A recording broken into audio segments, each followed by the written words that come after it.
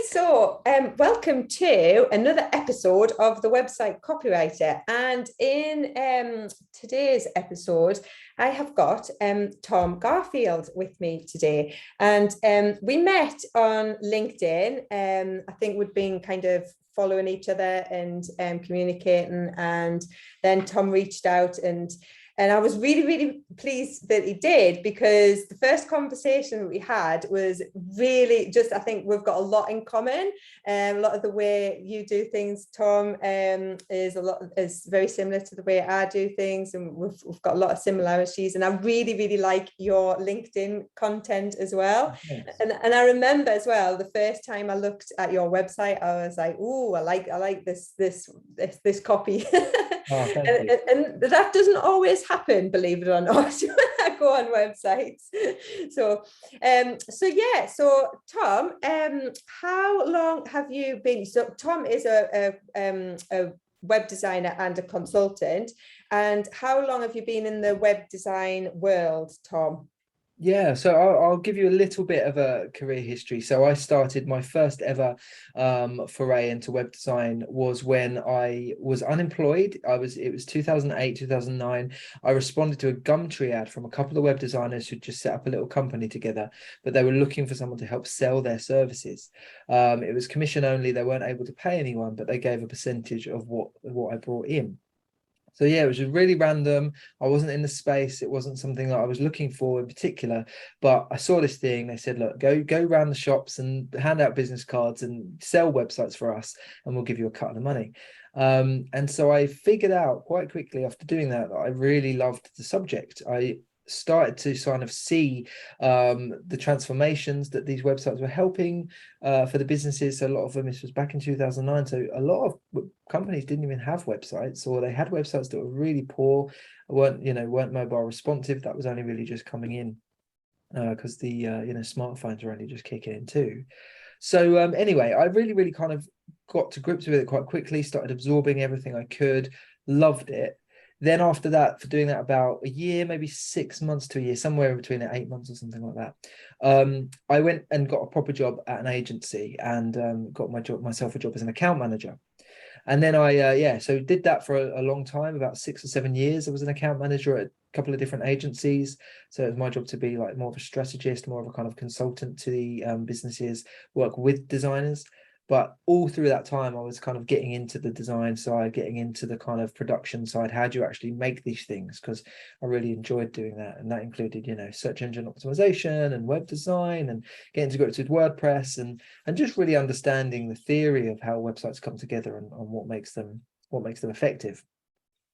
Got a job in-house as a digital marketing manager after that, and that included a big kind of £200,000 website project, which was huge for the organization, and I was project manager, project lead on that one, which is a really cool thing. And that even further cemented my love of websites, and specifically websites, not just a broad range of digital marketing. And then after that, a couple of years ago now, went freelance as a web designer / consultant. So I help businesses improve their websites to generate more leads and inquiries. I think all web designers should be doing that more. I like the idea that I don't just design pretty things. I meet business objectives through the power of great web design. That's really interesting that you started off in sales. Yes. That's really interesting because so I didn't start off in sales, but my husband is in sales, and he's had a massive impact on me over the last like 10-15 years, because we have conversations about sales, and that's the link, isn't it, between the copy and why I really I love your content and I love your copy, because it's that kind of core element, isn't it? It's the sales, because copywriters are salespeople. Yes, 100%. Yeah, definitely. I think some of the work I've done before as well is actually taking what salespeople say in Teams, listening to them on the phone or in meetings, to selling to people, and then using that to inform copywriting as well. That's like a really good strategy, because they're talking to people and it's like really natural language, and you can use that. So I started off in sales, and I think that's done me really well. I'm not particularly sort of techie in the way that some people are. Like some people approach it from a real like development and code, and that's what they love doing, and that's brilliant, and that's really useful for certain projects. And when you've got perhaps bigger companies that need very specialized pieces of software coded for them and stuff like that. But that's never been my thing. I've never really been sort of into it from that point of view. My point of view has always been from a business point of view, like how can we get this website to do what it needs to do in order to meet those marketing and business like goals, really. Yeah, absolutely. It's when I look at your profile and you're talking about, generating leads and sales, it's the same kind of language that I would use all the time. And you can tell that you write into a person because you've got that background. And like the copy is it's a conversation, isn't it? But you have to fill in the other person the gaps. So where a salesperson would have a conversation with the prospect and ask questions, you need to do that within you need to cover everything within the copy, certainly for like long form sales pages, but for any copy as well. Yeah, definitely. I think that's so important. And for me, copy is, in terms of single ingredients, copy is definitely the most important one. Because design on its own can't do anything. Like design should be like the servant of good copy. I think it's not about creating something flashy and pretty. That's not going to do it. Design should serve the words, and that's what's really important, and a lot of people get wrong. They focus on the shade of blue and not the words that are on the design. Yeah. So what kind of businesses do you usually work with? What industries and Well, stuff? for a while I specialized in healthcare because that was my in-house job, was working for a private hospital. So when I launched my self-employed business, I kind of niched into healthcare.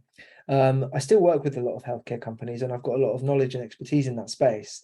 But I've broadened out to focus more just on websites. I was doing kind of maybe a bit more broader digital marketing before for just healthcare companies, but now I've almost flipped it around a bit and say, like, I work with a lot of service businesses, but just on website strategy and web design. So I don't do any more social media work or any of that kind of stuff.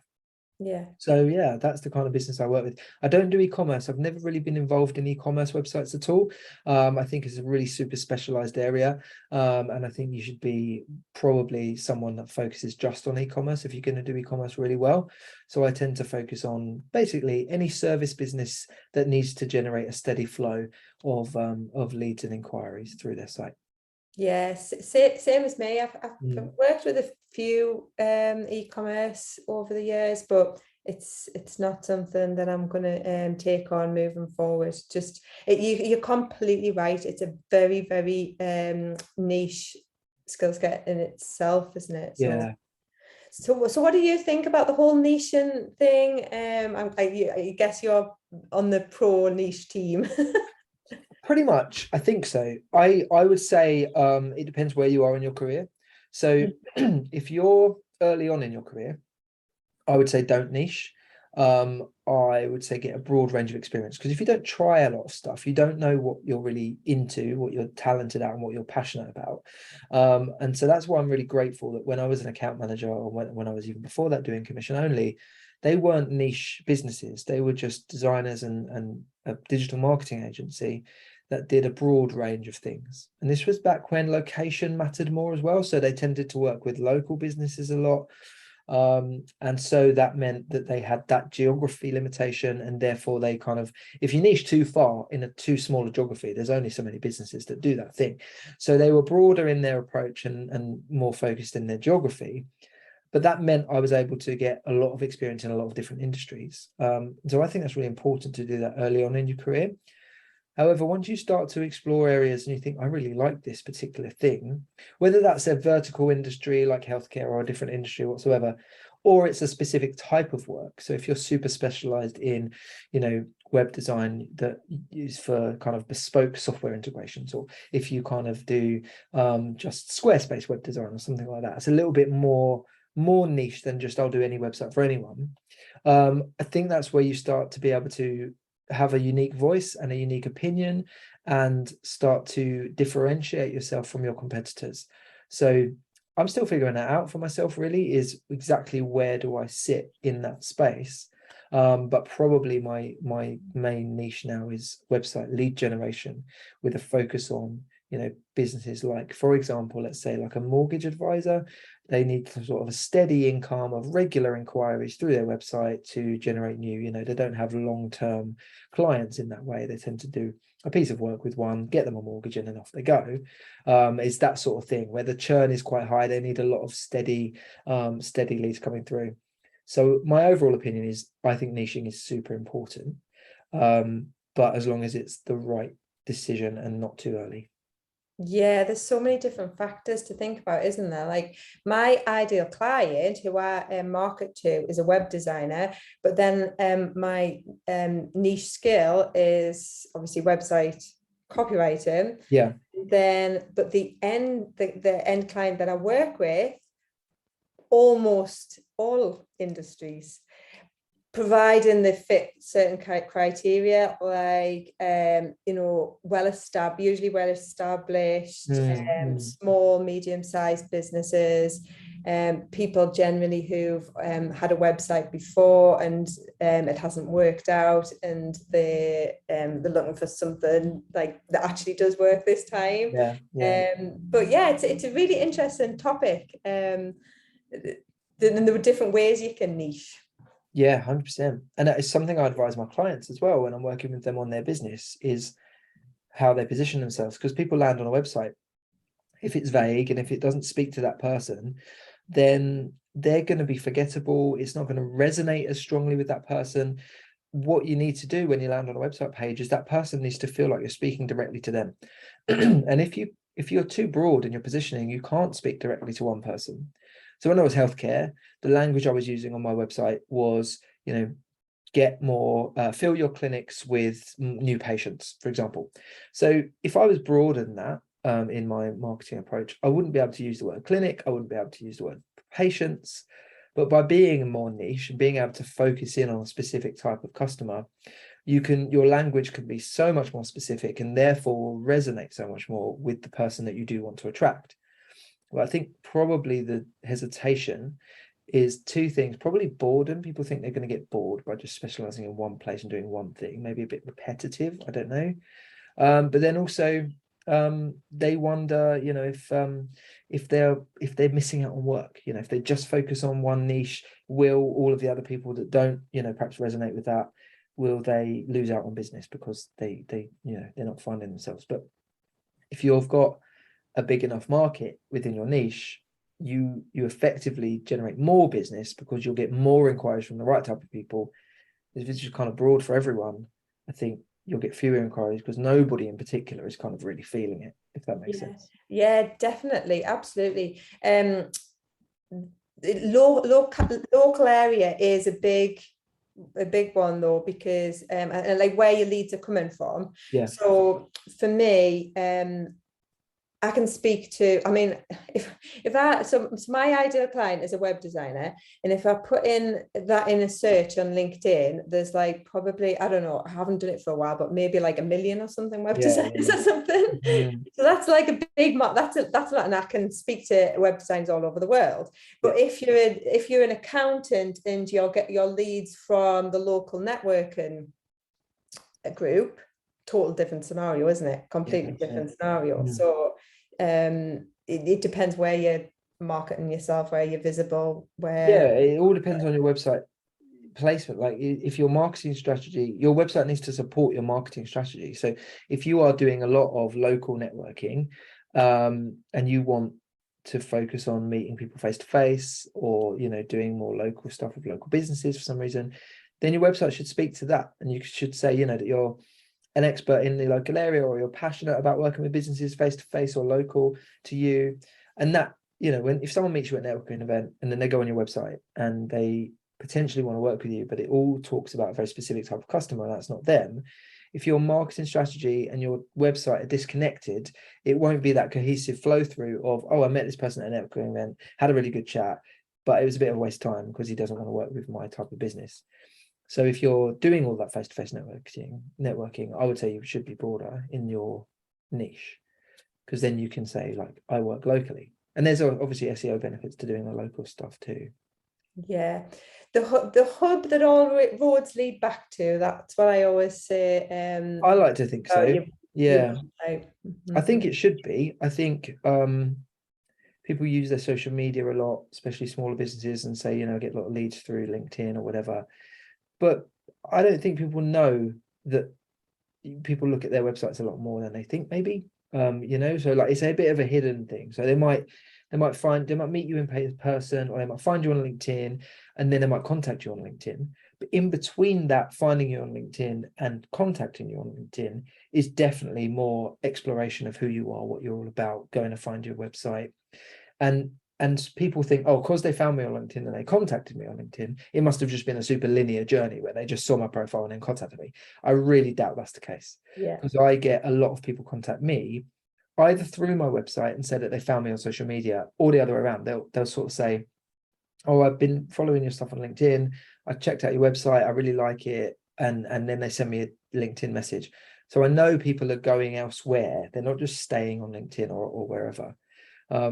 So I think people need to realize potentially that their website plays a bigger role than they at first realize, maybe. Oh, that is so true, because often people say to me, "Oh, well, we've never really had a website, or it's there, but it's not really doing anything because I get all of my leads from wherever it is."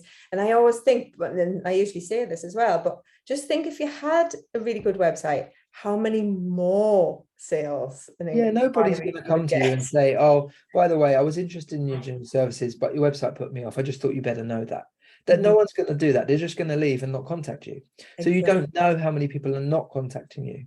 Well, you do. If you look at your analytics and your conversion rate and you've got all that set up, you'll know if that's really bad or low.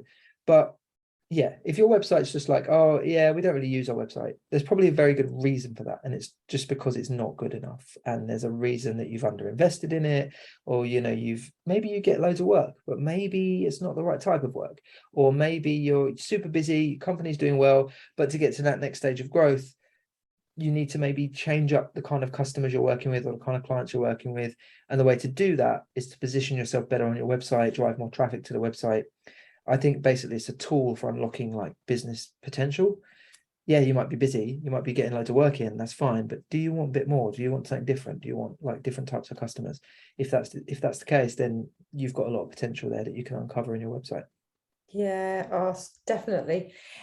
So when did you realize in your journey as a web designer and consultant, when did you realize that clients needed extra help with their content? Well, it's always been a thing. So when I was at the agency, and I was actually even before that, when I was my very first thing was the web designers didn't write content. I was really new. I didn't really know anything about content and how it all works and stuff. And the biggest delay of any project I've ever worked on with a small business is getting the content. So they're all up for design, they're all up for doing it. They're like, yeah, great, no problem. Some business owners are kind of happy to say, oh yeah, I'll get the content sorted. Yeah, no problem, I'll get that done. And you're like, okay, at first you accept it when you're new and you don't have as much experience and you don't realize this is going to be a problem. And then a few weeks go by. Oh, did you write that content for the website? Oh no, I haven't got around to doing that. Okay. And then you do the mock-up. We'll do the mock-up with some Latin then. Don't worry, we'll do the mock-up with some placeholder text. Okay. Do the mock-up. Yeah, really love that. That's great. Have you got the content yet? No, not got the content yet. So right from the start, I started noticing that content was a big issue and a big delay for most web design projects. If you leave it up to clients, even it's rare that will be a success, I would say.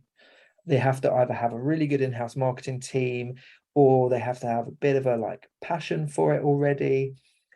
But even then, providing it is just one half of the story. Providing it at high quality is the next bit, and knowing how to structure a web page. So yes, you can write me 3 paragraphs on your subject, but you haven't structured it, and now I've done the mock-up and it doesn't fit, or now I've kind of you've written it but there's no strong headline here, or there's no really good call to action. And so, like I said earlier, like design should be the servant of good copy. That's so often the wrong way around. And I think where web designers have issues is where they're great at design, they're great at producing stuff, they're not writers, and so they have to rely on clients to provide that writing. It just all falls apart often, very often. Yeah, there's two things going on here, isn't there? There's the process Yeah, of collecting the content, and then there's the quality. yeah. And often you can solve the process, but it's difficult to solve the quality issue without getting some kind of training in there. I think sometimes as well, clients think, very common to think, oh, how hard can it be? Like, I know my business, I know how to write about it. But then they sit down and they actually go to do it, and just, as if you've ever written anything, that sometimes you sit down, even if you know a subject really well, and just nothing happens, and you sit there and you write a sentence and you go, no, that's terrible. Or you write something else and, oh no, you can't even bring yourself to write, even if it's poor quality. So I think until they sit down and try it, they don't realize how difficult it is to do. And that's why sometimes you'll be like, oh yeah, I can write the content, no probs, and the designer will be like, okay, fine. So So many ideas running around people's. It's actually harder to write for your own business yeah. than to have somebody else write it for you, because everybody knows you sit down to write and you've got so many ideas. How do you actually create a really clear message? Because how do you pick the right ideas? It's very difficult. That's what a copywriter's job is, to pull those ideas out and make it into a clear message. Yeah. So that's one of the fears I think people have about working with a copywriter, is how can I explain to this person about my business when only we understand our business? Yeah, yeah. You It's can't actually, write about my thing because you don't have the experience that I have. You've not lived and breathed this every day for 10 years or whatever. But that's rarely a problem. It's not about, understanding every single part. It's about picking out the bits that do work for the goal that you have on your website, which is predominantly to generate business for you, and tapping into that person who's going to be visiting the website. What stage of their buying journey are they on? Are they brand new to your business? Have they already been following your social media? What do they need to know in order to generate that lead and that inquiry? yeah, that's exactly it. What do they need to know to get them from being a website visitor to the next stage? They don't Yeah, have to know everything about yeah. the business. They I think probably that's don't need to know the it. ins and outs of boat, ship, parts, replacement, things like that. They don't need to know the full story of how a knee replacement works or whatever. They just need to know that, you are a great business. You've got lots and lots of testimonials. This is the process. I think often when they do write the copy themselves, they default into explaining the nuts and bolts of their service in a way that is just like they'll give a history of the thing, or they'll kind of, it's not the right kind of copy. The right kind of copy is this: imagine yourself as a customer of wine, get inspired to do that, and then also be reassured that we're the right company for you. I think those are Yeah, important. I often say to people, like, imagine you were speaking to a client on the telephone. Use the kind of language that you would speak to that client with. So, how would you answer questions? It's going back to the Yeah, sales conversation, isn't it? It's yeah, like, what are they asking you? What problems are they coming to you with? What do you need to say to them to get them to the next stage of the sales 100%. process? It's just gradual. If you don't overwhelm people with all this information that they don't really need to Yeah, know. 100%. I do the opposite as well. I often will look at someone's copy with them on their website, and I'll recommend that it gets sort of changed. And I'll often say that they don't even see it sometimes. They don't realize that it's not doing anything. It's like vague or it's not right. And I say, like, okay, let's read through this and pretend we're at a networking event. Pretend you've just met someone and that you're talking about your business. Would you say this? And we read through their homepage content, and they're like, no, that'd be really weird if I said that. I'm like, well, you shouldn't be saying it on your website then. Why would you have something so vague and generic and bland on your website? And then if you wouldn't say that to someone in real life, you shouldn't be saying it on your website. Yeah, I think people get hung up on this idea of professionalism and Yeah, having like to be, formality and yeah, like a website should be professional and like formal, and there should be, and I try and help people break down that barrier between what's in the head. This is when I'm helping people, when I'm teaching people how to write copy, yeah. like breaking down that barrier in the head that thinks they have to change, and actually just use the same language, the same. What would you say to somebody if they were actually in front of you?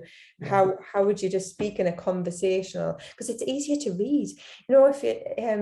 If you're reading content that's more conversational, it's easier to read. It's more. engaging. You have an understanding of what the whole business is about. And sometimes it's really common for you to read through an entire page of website copy and still be left none the wiser as to what they actually do. It's baffling to me that happens. You can read a whole page and still be left, still don't know anything more about what this business does.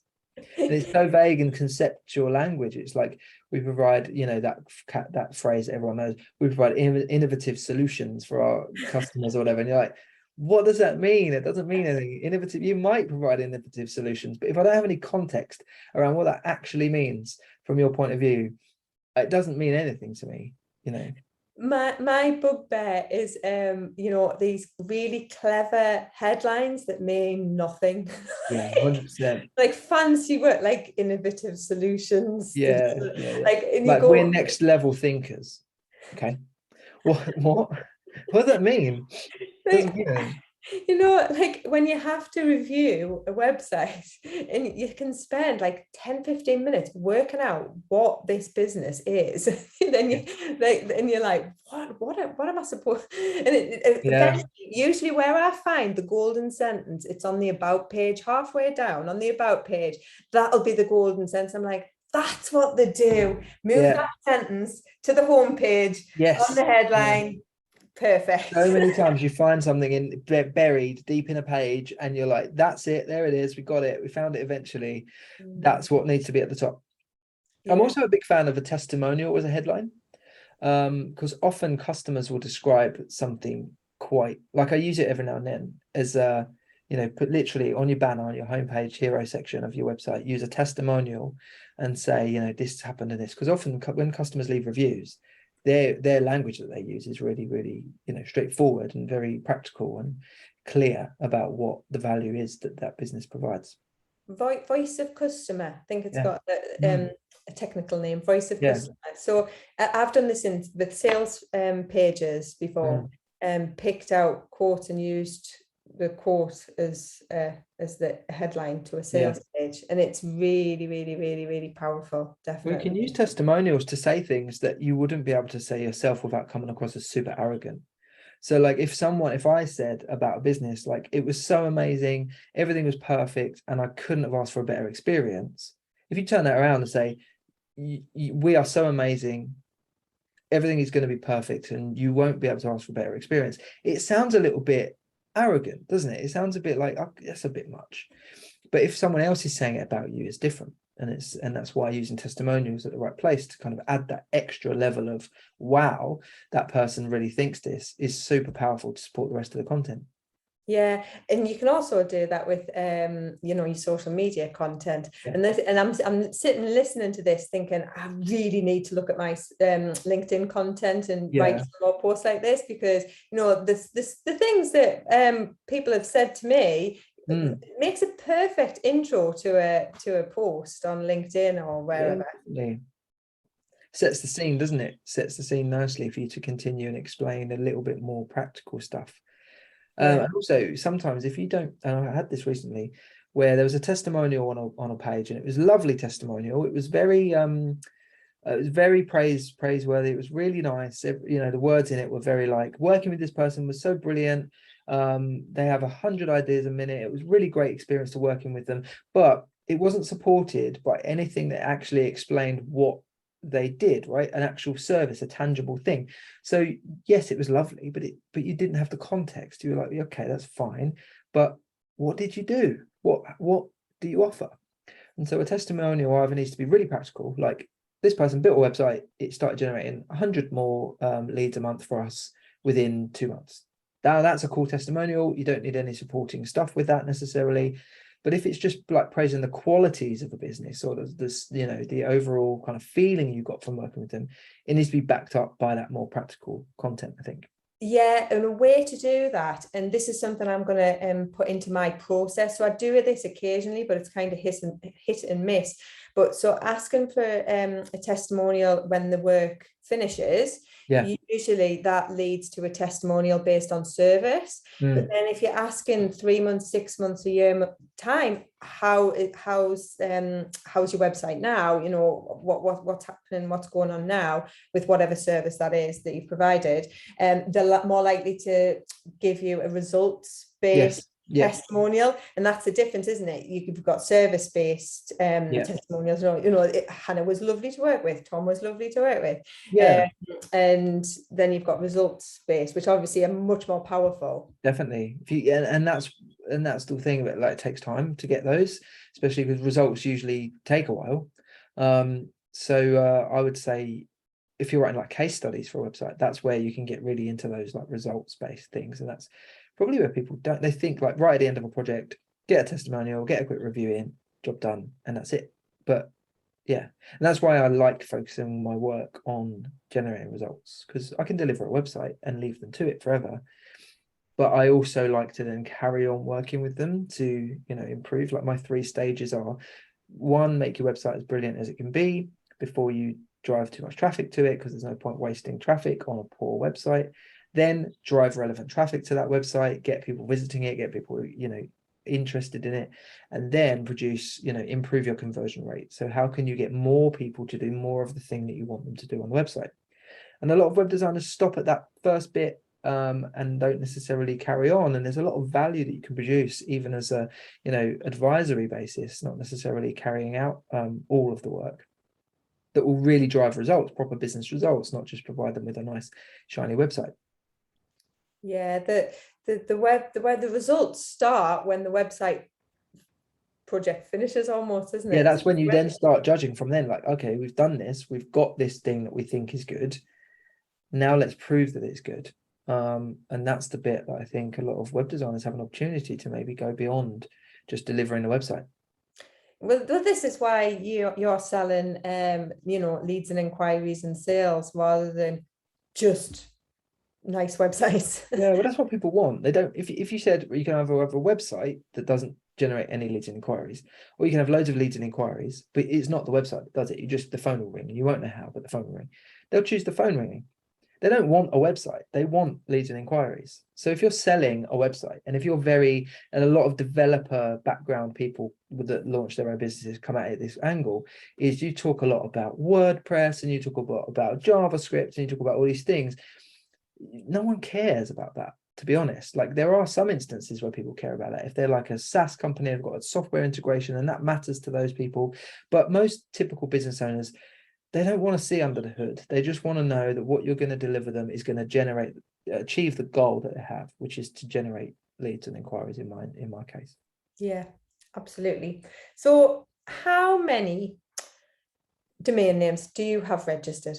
Because I'm going to ask this to everybody who comes on this YouTube channel, because usually entrepreneurs and web designers like to have a collection of domain names. Yeah. Do you have a secret collection? I do. I have quite a few, not loads. Like, I wouldn't say excessive number. I probably have about 30 different. I think that's quite a lot. Is that a lot? I have a few for myself. I have like ideas that I've picked up that I've registered the domain name. I have like .com and .co.uk variations of stuff. I have a couple of like you know, .website or whatever it is. I can't remember the you know, those, when those domains came out, all those word domains. I'm not super into domains really, but I have often just gone, oh, I'll take that just in case that becomes something. Yeah, so yeah, that's an interesting question. Any funny failed business stories? Oh, probably plenty. I've got a few. Yeah, one thing I tried to do a while ago, like quite a long time ago, that just went nowhere, was I tried to set up like a business that, you know, like how it was like a lead generation business that was for skip hire, and I tried to get it kind of this website for skip hire, and I tried to get it ranking in Google. I didn't have a skip hire company, but I managed to get it on the first page of Google for skip hire in my local town. So I did a keyword search for that, and it started generating some web forms coming through, like, oh, I'm interested in skip hire. And my goal was to like pass these leads out to other skip hire companies and take like a cut of that lead to basically say, right, I'm ranking on first page of Google, and do you want this lead? If so, it's like 100 quid or whatever. But I got them all through, and I could not find a skip hire that wasn't already inundated with inquiries. So I'd achieved this thing. Yeah, I couldn't find it. Like I didn't try that long because I kind of got over it. But I basically was ringing up or contacting all these skip hire companies, and they were basically saying, oh yeah, no, we've got like a 4-week lead time on all of our. I don't know if there was a particular time where I was wrong, or my geography just didn't have that many skip hire companies. So short of actually creating a skip hire company, it was a bit of a useless endeavor, really. Well, I love it. It sounds like a really good idea. But I think the lesson there is check the need for the service. Do research first. Yeah, those people were inundated. They were like, every skip hire company I found had like a 4-week or like a 2-week like waiting list, and they weren't prepared to pay me anything for leads because they were generating plenty enough of their own. What a shame. Yeah. Right, well, it's been absolutely brilliant listening to your story, and your take on copy and copywriting and websites is obviously very similar to mine. And yeah, I know the last time we chatted a lot about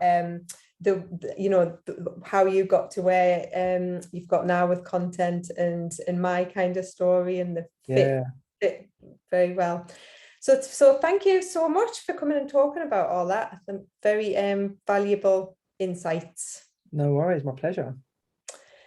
So yeah, you can find Tom. I'm going to put some links below this video to your website and things, but you can also find Tom on LinkedIn, but I will put that link below as well, the video. Right, okay, I will stop recording and say bye for now.